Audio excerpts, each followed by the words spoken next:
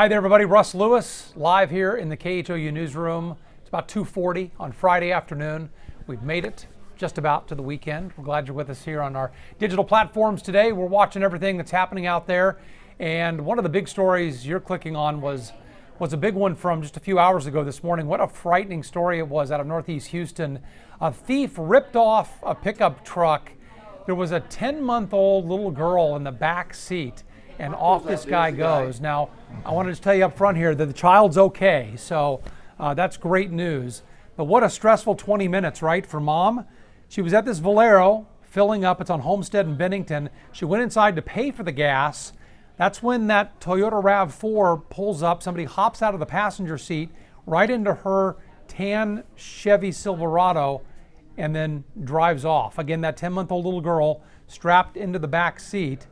Another driver helped this mom, and you see her there chasing down the truck. Well, she's going to hop into someone else's vehicle and chase after them to try to catch up. So the truck was found abandoned about 20 minutes after this happened at the Valero on North Finch and Elbert Street. So I don't know how far away that is, but the truck was found abandoned, and a little girl was still in the truck, unhurt, still strapped into her car seat. So police right now are looking for the carjacker, obviously, and the driver of that other vehicle, the RAV4 that dropped off the carjacker at the Valero today. So we'll keep you posted on that. We're looking into that. Chris Costa, our reporter, is out there. He's been out there for several hours today. Actually did speak with the mother who was able to get her child back, thankfully. So he talked to her with that child in her arms.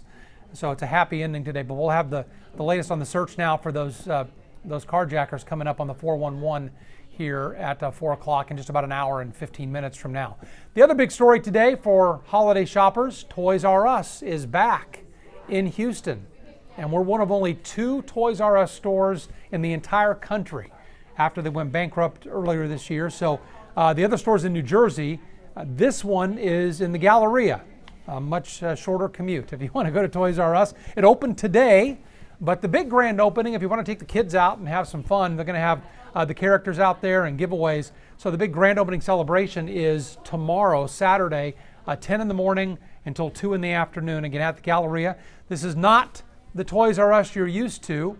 It's going to be, it's smaller, it's in the mall. It's not going to be the same as one of the big box stores that we used to all go to, right? So we're talking maybe 20% the size.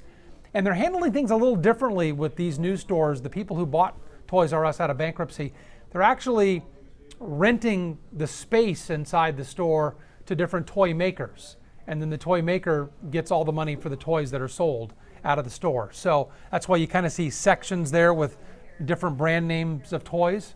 Lego you see there because I guess Lego rented that space in the store and will sell just Legos in that part of the store. But a lot of stuff for kids to do, a lot of fun, and you can be out there tomorrow or later today if you would like. But again, only 2 Toys R Us stores in the country, and we have one of them right here in Houston. So that's good news for your holiday shopping if you remember Toys R Us and love it.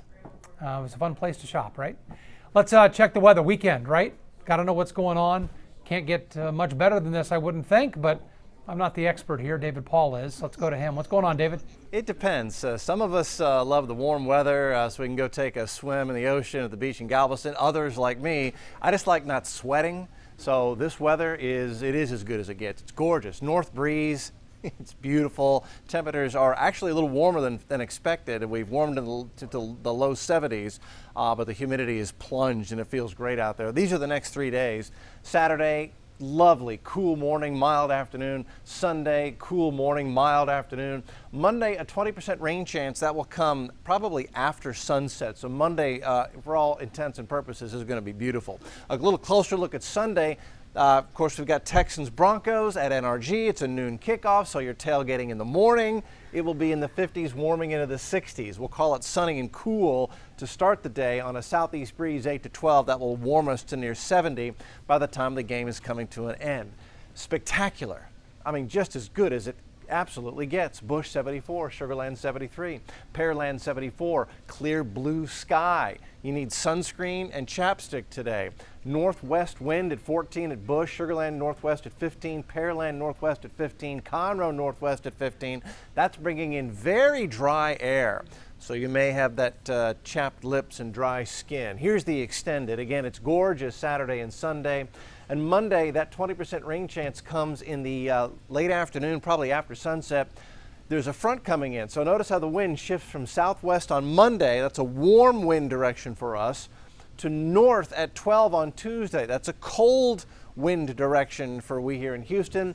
That will have temperatures dropping from the 60s in the morning into the low 50s by late afternoon. Tuesday is going to be one of those flip-flop days where we turn back into winter by Houston standards. And then Wednesday's cold, 39 in the morning, highs only in the mid-50s. That is a full-blown winter day for Houston.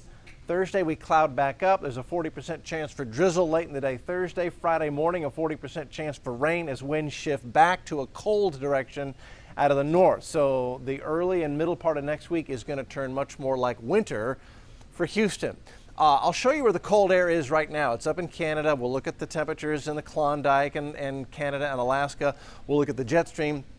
I'll show you how this cold air is going to arrive next week on the news, on the 411 on KHOU 11 News at 4 o'clock. So we'll see you live on the TV side at 4.